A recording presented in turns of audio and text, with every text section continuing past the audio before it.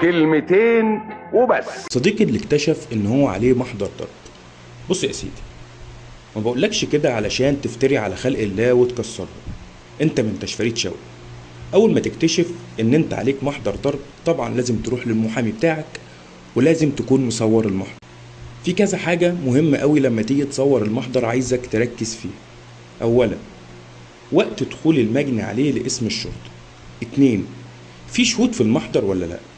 وقت التقرير الطبي، والتقرير الطبي ذات نفسه هركز في التقرير على كذا حاجة: الأداة المستخدمة والإصابات. هندور إذا كان في كيدية في الاتهام ولا لا.